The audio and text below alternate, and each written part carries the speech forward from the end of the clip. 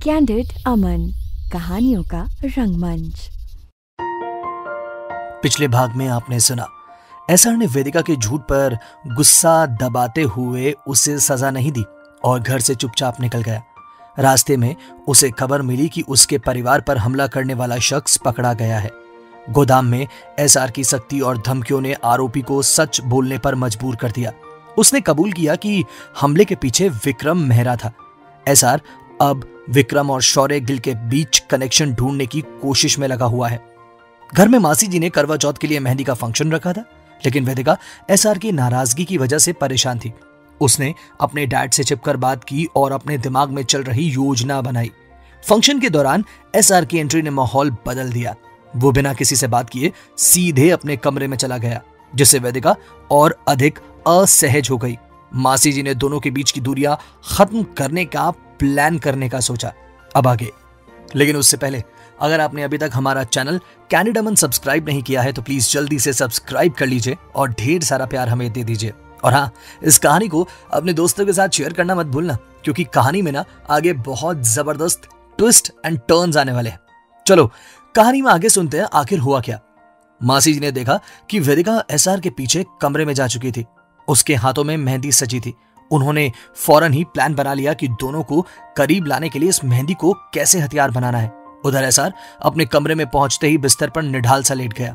उसने अपनी बाजुओं को फैलाकर आंखें बंद कर ली। थोड़ी ही देर में कमरे का दरवाजा हल्के से खुला और वेदिका अंदर दाखिल हुई। वेदिका ने एसआर को देखा, जो बिस्तर पर यूं ही पड़ा था जैसे दुनिया की सारी परेशानियां उसी के सर पर हैं। उसने धीरे धीरे उसके पास जाने की सोची, लेकिन एसआर ने एक नजर उसकी तरफ डालते ही अपनी निगाहें फिर से फेर ली। वेदिका के कदम उसकी तरफ बढ़ ही रहे थे कि एसआर अचानक उठ खड़ा हुआ और चेंज करने के लिए वॉशरूम की तरफ बढ़ गया। वेदिका ने खुद से कहा, ऐसा भी क्या कर दिया मैंने जो एसआर इतना नाराज है। उसके चेहरे पर बेचैनी साफ छलक रही थी।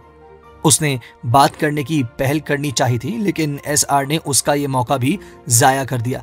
एसआर के जाते ही वो धम से बिस्तर पर बैठ गई और खुद को समझाने लगी, मुझे फर्क क्यों पड़ रहा है, वो नाराज हो या जिंदगी भर बात न करे। थोड़ी देर बाद एसआर वॉशरूम से बाहर आया। उसने नाइटवेयर पहन लिया था और चेहरा धोने की वजह से पानी की बूंदें अभी भी उसके गालों पर चमक रही थी।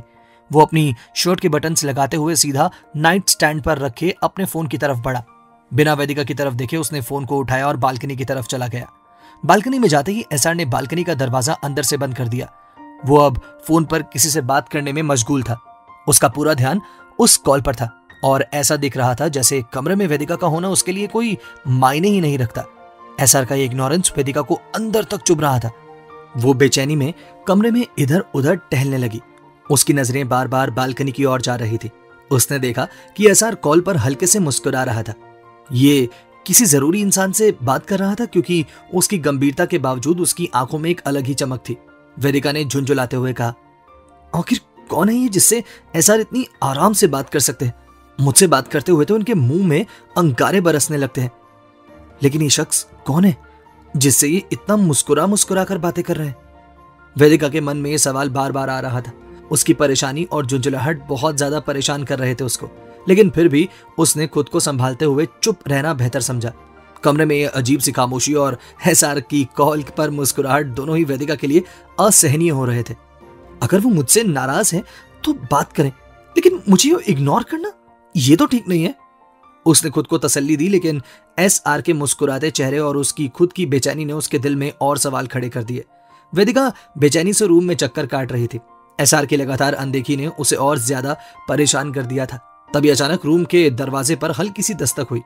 वेदिका ने कहा, कम इन।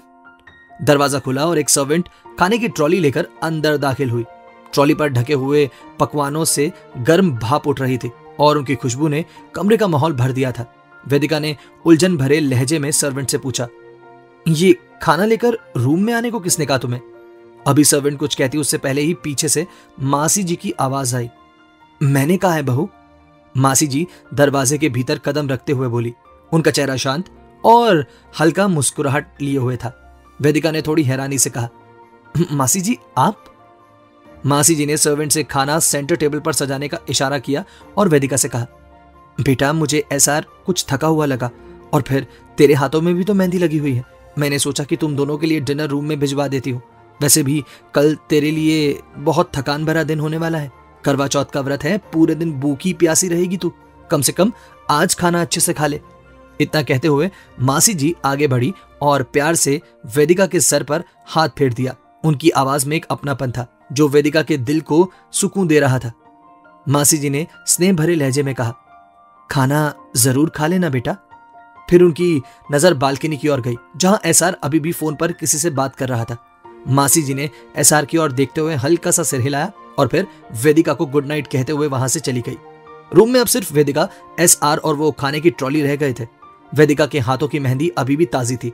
उसकी गहरी महक कमरे में घुल रही थी। वेदिका ने अपने मन में सोचा, मुझे एसआर से कहना चाहिए। वो धीरे धीरे कदम बढ़ाते हुए बालकनी के डोर के पास पहुंची। उसने डोर की तरफ एक साइड मिरर था, उससे इशारा किया और एसआर को अंदर आने के लिए कहा। एसआर बालकनी में अपने कॉल में इतना बिजी था कि उसने वेदिका की तरफ देखा तक नहीं। उसकी आवाज सख्त और गंभीर थी, लेकिन उसके चेहरे पर हल्की मुस्कान भी छलक रही थी। ऐसा लग रहा था जैसे वो किसी से बेहद जरूरी और इंपॉर्टेंट बातचीत कर रहा हो। एसआर, वेदिका ने हल्के से इशारा करते हुए कहा। एसआर ने उसे एक पल के लिए देखा, लेकिन बिना कोई रिएक्शन दिए उसने अपना चेहरा वापस घुमा लिया और फिर अपने फोन पर बातचीत में डूब गया। वेदिका को एसआर की बेरुखी चुभ रही थी। उसने थोड़ी और कोशिशें की, लेकिन जब एसआर ने उसकी ओर कोई ध्यान नहीं दिया तो उसने झुंझुलाकर अपने पैर पटके। झुंझुलाहट और गुस्से से भरी वेदिका सोफे के पास आई और एक झटके से उस पर बैठ गई। उसने अपने दोनों पैर समेट लिए और एसआर की तरफ टकटकी लगाए देखती रही। वेदिका ने मन ही मन सोचा, आखिर ऐसा भी क्या जरूरी है जो मैं इस वक्त उनकी प्रायोरिटी नहीं बन रही हूं। उसका दिल भारी हो रहा था और एसआर की चुप्पी उसकी बेचैनी को और भी बढ़ा रही थी।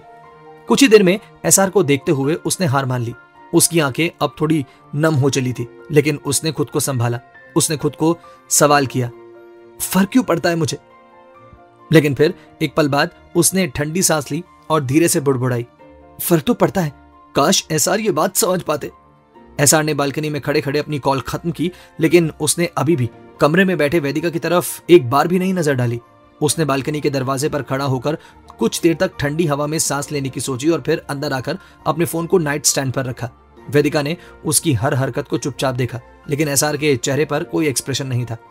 एसआर रूम के दरवाजे की तरफ बढ़ ही रहा था कि तभी पीछे से वेदिका की आवाज ने उसे रोक लिया। सुनिए। एसआर ने पलटकर उसकी तरफ देखा। वेदिका ने हल्की झिझक के साथ कहा, खाना मासी जी ने रूम में भिजवा दिया है, आपके और मेरे दोनों के लिए। एसआर ने उसकी बात सुनी, लेकिन बिना जवाब दिए सीधे खाने की ट्रॉली की तरफ बढ़ गया। उसने खाने के लिड को खोला और चुपचाप प्लेट में खाना निकालने लगा। वेदिका को उसकी ये बेरुखी बिल्कुल भी पसंद नहीं आई। उसने थोड़ा ऊंची आवाज में कहा, ये मेरे लिए भी भेजा है मासी जी ने।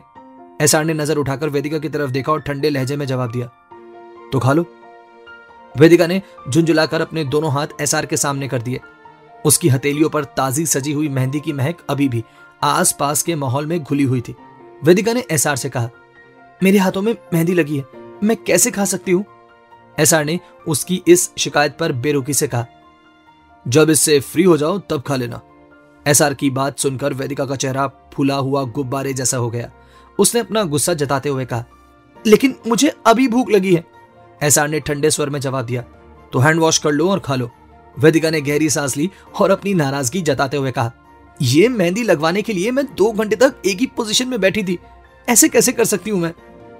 एसआर ने उसे एक नजर देखा, फिर अपने हाथ में स्पून लेते हुए खाना अपने होठों तक पहुंचाया और वेदिका से पूछा, तो क्या चाहती हो तुम? वेदिका ने मासूमियत से कहा, जब मैं आपके लिए करवा चौथ का व्रत रख सकती हूं तो आप मुझे अपने हाथों से खाना नहीं खिला सकते क्या? एसआर ने उसकी बात सुनी और एक पल के लिए ठिठक गया। उसकी आंखों में हल्की सी नरमी आई, लेकिन उसने फौरन खुद को संभाला। उसने गहरी सांस लेते हुए स्पून में राइस लिए। एसआर की हरकतों को देखती हुई वेदिका के चेहरे पर हल्की सी मुस्कान आ गई। वो जानती थी कि एसआर भले ही कितना भी नाराज हो, लेकिन उसकी मासूमियत के आगे देर सवेर पिघल ही जाएगा। एसआर ने बिना कुछ कहे वो स्पून वेदिका की ओर बढ़ाया और उससे कहा, मुंह खोलो। वेदिका ने तुरंत अपना मुंह खोला और एसआर ने उसे पहला निवाला खिलाया। खाने के दौरान दोनों के बीच कोई शब्द नहीं बोल रहे थे वो, लेकिन कमरे में अजीब सी खामोशी थी। वेदिका ने हल्के से मुस्कुराते हुए कहा, शायद आपको मुझे खाना खिलाने की प्रैक्टिस करनी चाहिए। कल करवा चौथ के व्रत के बाद जब मैं भूखी रहूंगी तब भी आपको ही मुझे खाना खिलाना होगा। एसआर ने उसकी इस बात पर कोई जवाब नहीं दिया। उसके चेहरे पर अभी भी बेरुखी थी। एसआर चुपचाप वेदिका को खाना खिला रहा था। उसका पूरा ध्यान इस बात पर ही था कि वो खाना खा ले, लेकिन खुद के बारे में सोचना वो भूल ही गया था। वेदिका ने धीरे धीरे खाते हुए अपनी आंखों के कोने से एसआर की तरफ देखा। उसके चेहरे पर वो शक्ति अब नर्म पड़ चुकी थी, लेकिन वो अब भी खामोश था। एसआर की गंभीरता और खामोशी वेदिका के मन में हलचल पैदा कर रही थी। वेदिका ने हल्के से मुस्कुराते हुए टेबल पर रखी बाकी की डिशेस की तरफ इशारा किया। वेदिका ने एसआर से फरमाइश की, एसआर वो पनीर वाली डिश भी खिलाइए ना। मैंने सबके सामने इतनी तारीफ की थी कि आप मेरे लिए इसे खास बनवाते हैं, और आप यहाँ बस तब से मुझे दाल रोटी खिलाए जा रहे हैं। एसआर ने उसकी बात सुनी, लेकिन जवाब देने की बजाय चुपचाप पनीर की डिश की तरफ हाथ बढ़ाया। उसने थोड़ा पनीर लिया और वेदिका की तरफ बढ़ाते हुए कहा, लो खा लो। वेदिका ने लाड भरे अंदाज से कहा, इतनी जल्दी जल्दी मत कीजिए ना, मुझे आपके हाथों से खाना खाने में मजा आ रहा है। एसआर ने हल्की झुंझुलाहट के साथ उसकी तरफ देखा, लेकिन इस बार उसकी झुंझुलाहट में गुस्से की जगह एक हल्का सा लाड था। उसने कुछ नहीं कहा, बस चुपचाप अगला निवाला तैयार किया। जैसे ही एसआर ने अगला निवाला वेदिका के मुंह में रखा, उसकी नजर वेदिका के होठों के पास एक छोटे से तिनके पर पड़ी। तिनका शायद राइस का था, जो खाने के दौरान वहीं चिपक गया। एसआर ने एक पल के लिए ठहर कर उसकी तरफ देखा। एसआर ने कहा, बस 1 मिनट। उसकी आवाज में एक अजीब सी गहराई थी। वेदिका ने आंखें बड़ी करते हुए पूछा, क्या हुआ? एसआर ने बिना कुछ कहे अपने हाथ को बढ़ाया और अपने अंगूठे के साथ नजाकत से उसके होठों के पास लगा वो तिनका हटा दिया। जब एसआर ने तिनका हटाया तो उसकी उंगलियों का हल्का सा स्पर्श वेदिका के होठों को छू गया। वेदिका का दिल अचानक जोर से धड़कने लगा। एसआर ने अपनी उंगलियां वापस खींचते हुए कहा, ये देखकर मुझे इरिटेशन हो रही थी। अब ठीक है। वेदिका की आंखों में हल्की सी शरारत आ गई। उसने हंसते हुए कहा, एसआर, आपकी ये सख्त और सॉफ्ट साइड का कॉम्बिनेशन मुझे कंफ्यूज करता है। आपको तो गुस्सा करना था और आप यहाँ मेरे चेहरे से तिनका हटाने में लगे हुए हैं। वैसे आपकी जगह मैं होती तो मेरा अंदाज थोड़ा अलग होता। क्या वेदिका और एसआर के बीच होगी कोई सुलह? क्यों एसआर की नाराजगी से फर्क पड़ रहा है वेदिका को? क्या प्लान चल रहा है वेदिका के दिमाग में? जानेंगे कहानी के आगे के सफर में।